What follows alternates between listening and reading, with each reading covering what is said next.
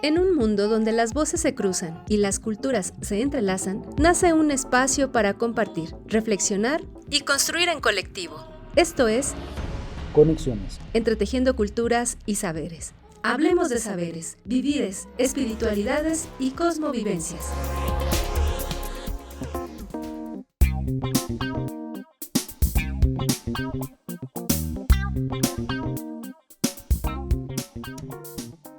Hola, ¿qué tal? Bienvenidos a Conexiones, muchas gracias por estar con nosotros. Hoy estaremos platicando acerca de la pedagogía crítica y desde la fisura. Tonalti, Noguampogua, Tlazocamatilia, Pampacaj, Ipaninon, Tepozcaquili, Conexiones. Buenos días, buen día a todos, a todas. Muchas gracias por acompañarnos. Y el día de hoy estaremos platicando acerca de las pedagogías críticas y desde la fisura con el doctor Fernando Darío Lázaro. Así que quédense con nosotros porque ya comenzamos. Esto es Conexiones. Inquequetzalcóatl, Inan Inquiyosque, Intonalpohuali, Inshuamati, Inshupuali, Intemic Amati. Entonces los inventaron la cuenta del destino, los Quetzalcóatl, la cuenta de los años, el libro de los años. Axcan Nican. La fecha del día de hoy corresponde a un Xihuit Se Tochtli, de un Sempohual Tonali Tlacaxipehualistli. El Mactlayey Tonali es Semazatl y el Tonali Semazatl. La correlación calendárica para el día de hoy es un año 1 conejo, de la veintena el cambio de las personas, la trecena es 1 venado, igual que el día en el que estamos, 1 venado, de tal manera que el día de hoy es un día propicio para prestar atención alrededor, escuchar con un oído perspicaz todo lo que sucede alrededor y apreciar la libertad que se puede vivir en los espacios abiertos. Por el contrario, es un día también en el que hay que poner atención en las actitudes que causan inquietud para evitar circunstancias de nerviosismo extremo. Axcan Nican. ¿Y tú sabías?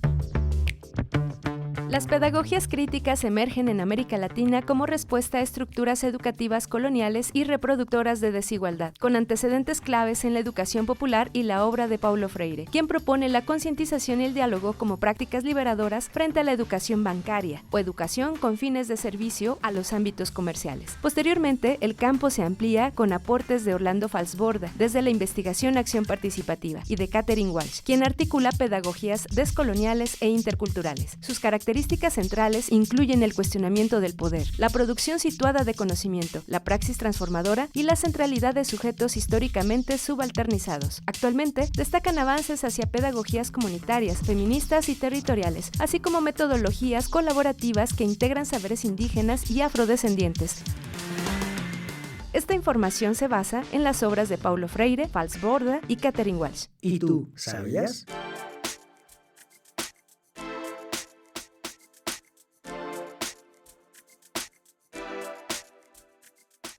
Hoy estaremos platicando con el doctor Fernando Lázaro. Muchas gracias, doctor Fernando, por estar en Conexiones. Y muchas gracias a ustedes por la invitación. Siempre es un placer compartir en estos espacios tan interesantes. Pues platíquenos un poco con el propósito de tener una base en común. ¿Cuáles serían las diferencias entre un ejercicio de adoctrinamiento y un ejercicio educativo? A ver, a mí me parece que es una pregunta más que pertinente en el mundo y en tiempos donde las ultraderechas tomaron muy fuerte la categoría de adoctrinamiento para denunciar toda propuesta de construcción de pensamiento crítico. Digo, sí, a mí me parece porque el adoctrinamiento en realidad es que busca que el sujeto acepte ideas sin cuestionarla, repita, ¿no? De manera acrítica. Las educaciones en donde yo me ubico, que son educaciones populares, las pedagogías críticas, ¿qué tratamos de hacer? Construir sujetos capaces de analizar, de reflexionar y de construir autonomía. Y a mí me parece hoy la tensión justamente muy fuerte es que las ultraderechas tomaron el adoctrinamiento para denunciar toda posibilidad de pensamiento crítico, de pedagogía crítica y de construcción que implique de alguna forma el objetivo de una transformación social y de dar cuenta, obviamente, de las diferencias de clase, de género, de etnia.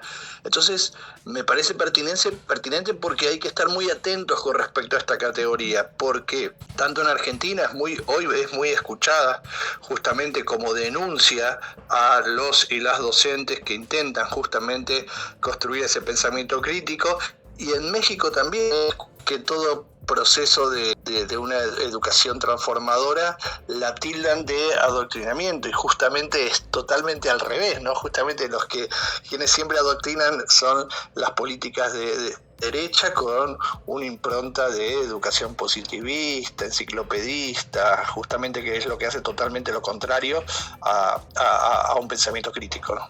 ¿Por qué, digamos, la educación popular es particularmente crítica en ese sentido de la construcción del conocimiento? ¿Por qué se aleja del adoctrinamiento? Yo digo siempre, la pedagogía crítica y la educación popular en sí misma tienen un posicionamiento político claro y explícito.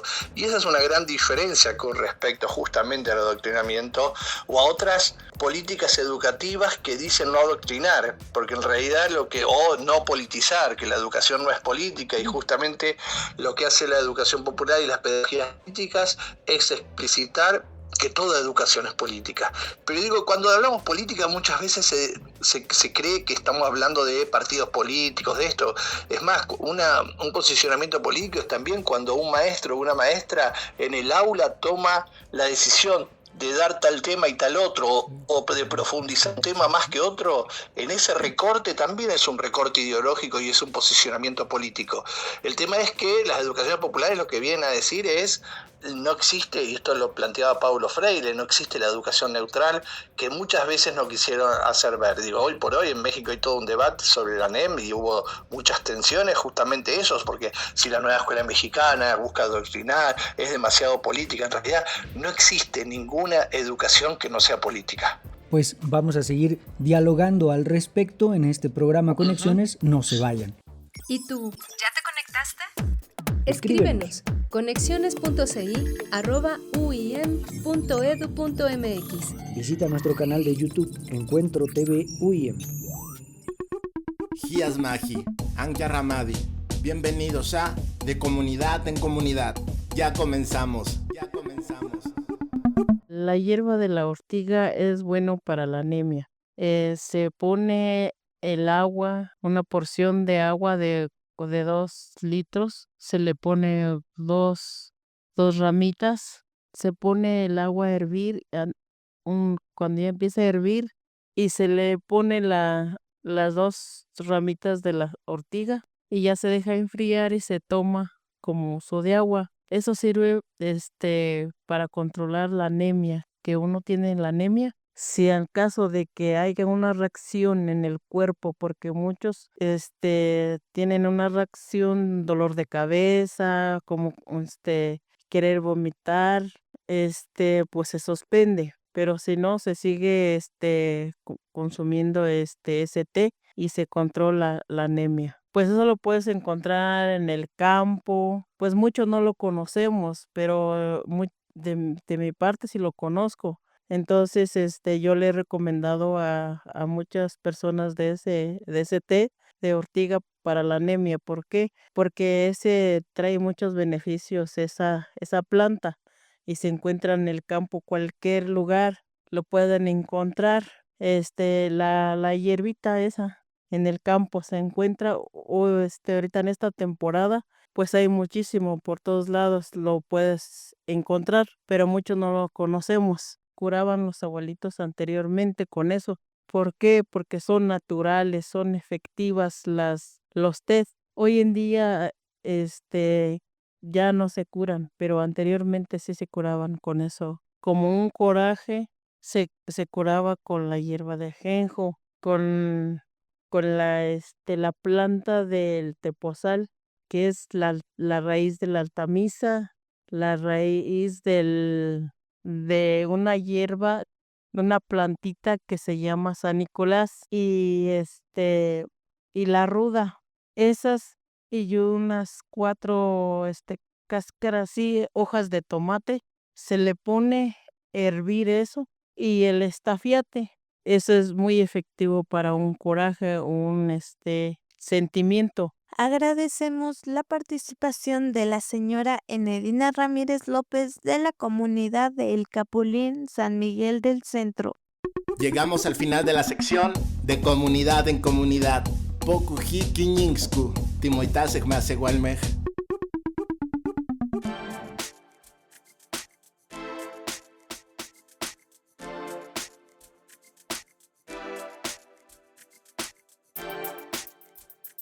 Continuamos ahora en Conexiones. Muchas gracias por acompañarnos y el día de hoy estamos dialogando con el doctor Fernando Lázaro, quien nos está platicando acerca de este tema denominado pedagogías críticas y desde la fisura. Doctor Fernando, a partir del panorama que nos ha brindado y de esta relación precisa que existe entre la educación y la acción política, nos gustaría profundizar un poco más en ello y comentar justo que muchas opiniones aseguran que la educación debe distanciarse de cualquier influencia ideológica. Sin embargo, como nos lo ha señalado, esto pues carece de ser posible en términos completos. Entonces, en este sentido, ¿cuál ha sido y cuál es el papel político de la educación popular? Sí, ahí me parece interesante comenzar planteando que somos sujetos sociales y somos sujetos políticos, ¿no? En principio, entonces como tales no podemos cindirnos de un planteo ideológico o político. Yo creo que por eso vuelvo a esto, que justamente las nuevas ultraderechas, las nuevas ultraderechas que están en muchas partes del mundo hoy, justamente hacen foco en esto, en que la educación no tiene nada que ver con la ideología, ¿no? Es imposible, porque justamente somos sujetos ideológicos también todo el tiempo. Entonces nosotros y nosotras, desde un planteo justamente crítico, buscamos formar sujetos críticos, sujetos empoderados, capaces de intervenir en la realidad. Y eso lo hacemos explícito. A mí me parece que es interesante esto de intervenir en la realidad en términos de poder pensar una educación en relación a un territorio, una educación en relación a un contexto social, político y económico, una educación que no solo tenga sentido adentro de las paredes de una escuela, sino una educación que cuando uno salga a la vida puede relacionarla, porque si no nos pasa muchas veces, y esto tiene que ver, y ahí introduzco un tema cortito pero rápido, trato de hacer, que yo hoy por hoy soy muy crítico a la formación docente de toda nuestra América, de todos los países de nuestra América. En algún momento hice una investigación sobre la formación de docente en varios países de América Latina y veíamos que justamente en los últimos años se puso foco muy fuerte solamente en didácticas generalistas. ¿Qué quiere decir esto? ¿Cómo enseñar a dar tal tema y tal otro? Y justamente lo que se estaba vaciando, a lo que a mí me gusta llamar el genocidio pedagógico, es anular la posibilidad de que, es más, voy a decir algo, no son tan importantes los temas que doy en el aula, sino cómo se construye conocimiento, cómo construyo ese saber en el aula con un otro y una otra, porque tengo que dar cuenta que allí hay 25, 30 sujetos que también son sujetos de derecho, que también son sujetos políticos y que también tienen saberes. Y eso me parece que es interesante, justamente pensando en lo ideológico, es entender que los sujetos estudiantes también tienen saberes y también tienen posicionamientos, y ante esos posicionamientos y el del docente es donde se construye ese saber y ese conocimiento. Entonces por eso digo, no, es imposible no pensar a la educación en términos de como posicionamientos ideológicos, que vuelvo a aclarar, que son posicionamientos sociales, posicionamientos de vida. Cuando uno define qué le gusta y qué no, también es un posicionamiento ideológico, también es una posición política en la vida. Por eso me parece importante remarcar esto, ¿no? De la politicidad del acto educativo, que es siempre, que es continua. Cuando eso se intenta anular, cuando se intenta anular esos saberes y esos conocimientos que traen también los y las estudiantes al aula, es cuando se hace adoctrinamiento. Gracias, doctor. Y justamente es importante pensar ahí los ajustes y las construcciones que desde la educación puedan ser viables para los espacios y los contextos situados.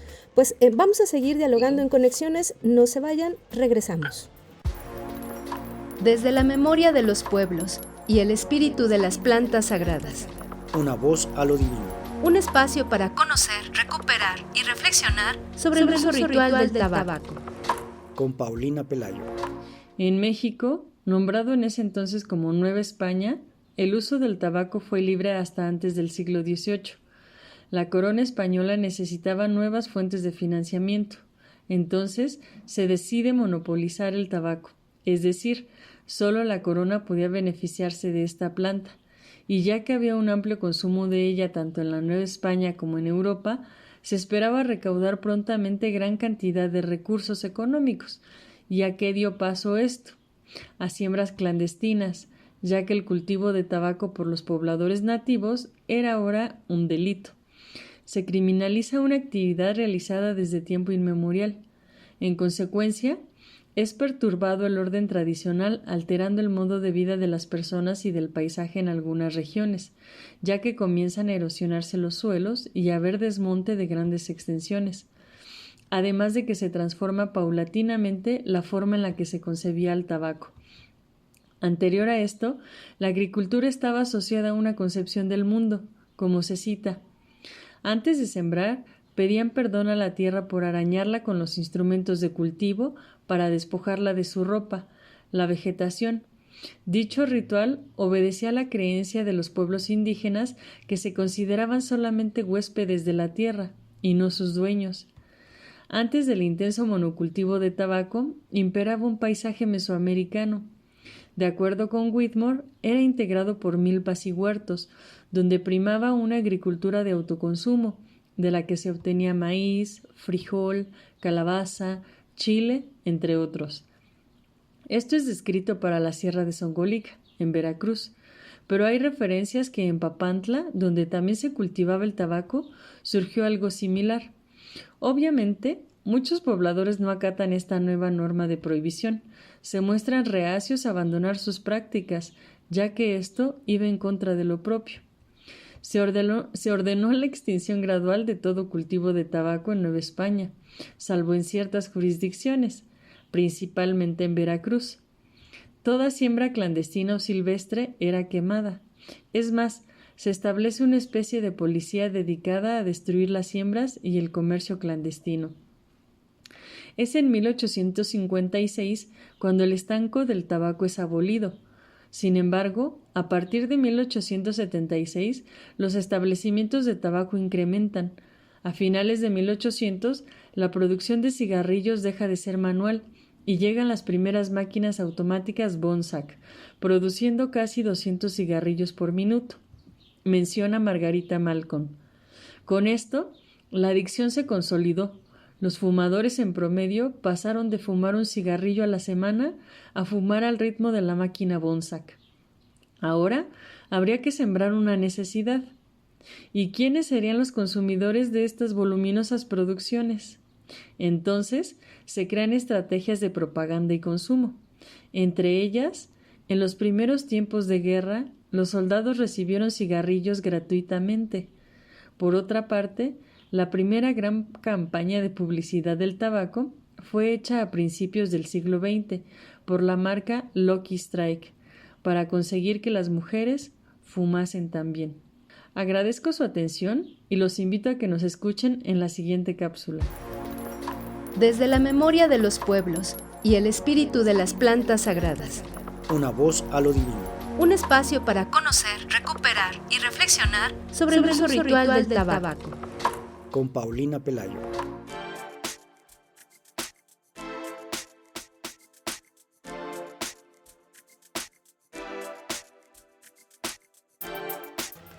Ya estamos de vuelta en Conexiones, muchas gracias por seguir con nosotros. Estamos platicando con el doctor Fernando Lázaro. Ya nos hablaba de la importancia que tiene el posicionamiento político en la educación y cómo permite una pedagogía crítica, incluso una pedagogía, como usted lo ha mencionado en algunos foros, desde la fisura. Platíquenos un poco sobre los fundamentos de esta perspectiva. Bueno, en principio la pedagogía crítica, ¿qué propone? Que educar implica justamente generar conciencia y generar transformación. Un querido amigo que se llama Peter McLaren Él siempre dice que la pedagogía crítica en sí es un posicionamiento político y social, y que excede la cuestión educativa. Es mucho más que eso, las pedagogías, muchísimo.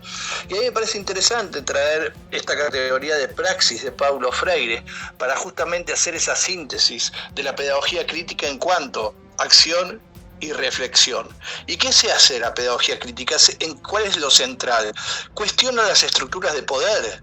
Y eso es lo que cuando yo decía al inicio que lo hace explícito. Cuestionar las estructuras de poder, valorar la participación activa de cada estudiante. Y como decía también hace un rato, es vincular lo que se aprende con la vida social. ¿En qué se puede enfocar la pedagogía desde esa fisura? También esas fisuras se enfocan en los espacios de resistencia.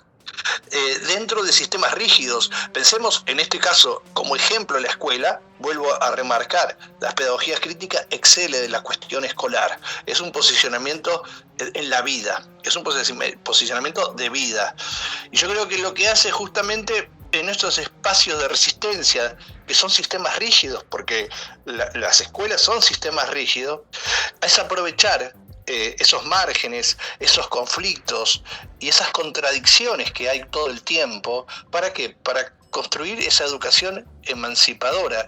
Por eso también me gusta llamarlo desde los bordes, ¿no? Romper un poco ciertos márgenes para construir esos bordes que implican justamente salirse de esos muros en términos escolares o educativos para poder justamente desarmar esos sistemas rígidos. ¿Cómo se desarman esos sistemas rígidos?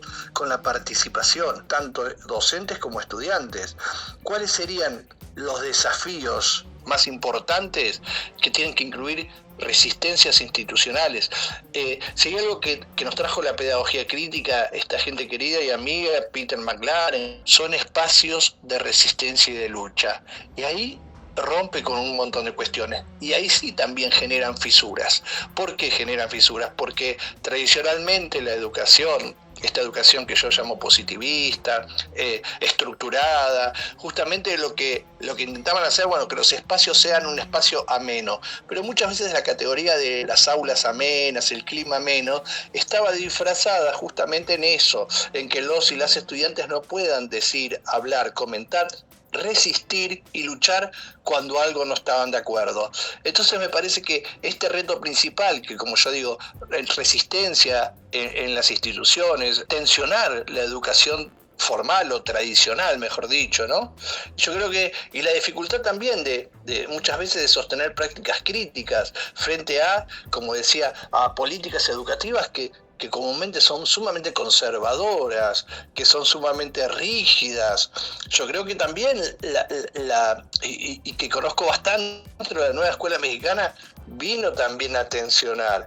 Y más allá de plantear lo bueno y lo malo, y hoy no hay tiempo como para caracterizar y charlar de ella, digo, también tensiona, y tensionó mucho, ¿no? Digo, desde los grupos, recuerdo al inicio, los grupos en Chiapas, juntando los libros y quemándolos, digo, toda cuestión yo creo que cuando las pedagogías críticas, educaciones populares vienen a tensionar, vienen a incomodar, que es una categoría que me gusta mucho. Yo lo que creo que justamente en estas fisuras y todo eso lo que hay que hacer cuando se producen las fisuras, cuando se incomoda el orden establecido, cuando se incomoda lo que supuestamente es lo que hay que hacer, decir. Entonces, las pedagogías críticas vienen a desafiar y a incomodar todas estructuras enquilosadas, inamovibles.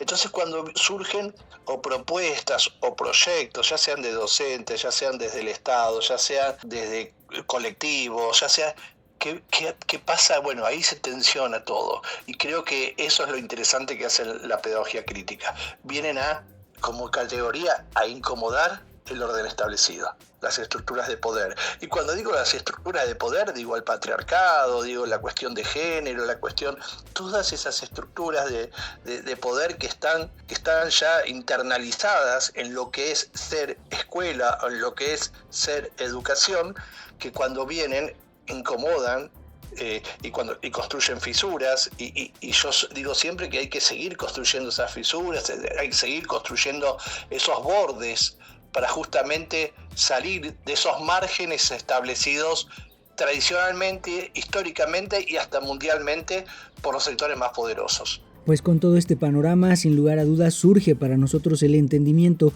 de que es precisamente en el juego y en la dinámica educativa y de aprendizaje que está precisamente la emergencia del ser en potencia que todos podemos aspirar, y que allá es un juego político que no debemos dejar pasar, que debemos combatir, que debemos de apropiarnos de ese ejercicio para que sea un mundo mucho más amplio en donde quepamos todos y todas. Pues le agradecemos mucho, doctor Fernando Lázaro, su participación en Conexiones. Muchas gracias. Por favor, gracias a ustedes. Un abrazo muy grande para todos y todas.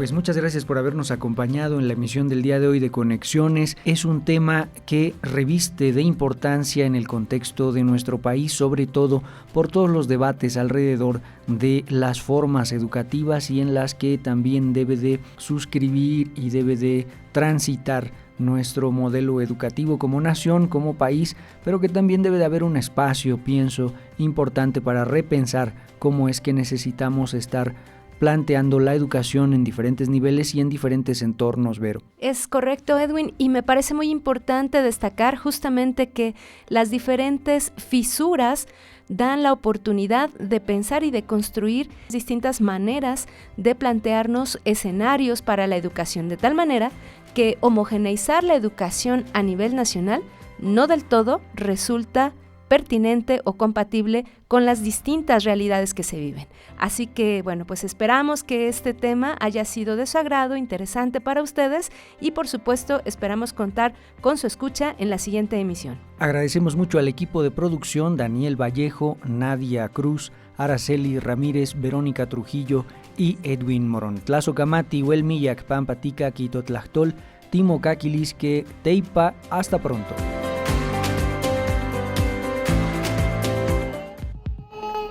Las voces que hoy nos acompañaron siguen caminando en cada territorio, comunidad y espacio donde los saberes se comparten.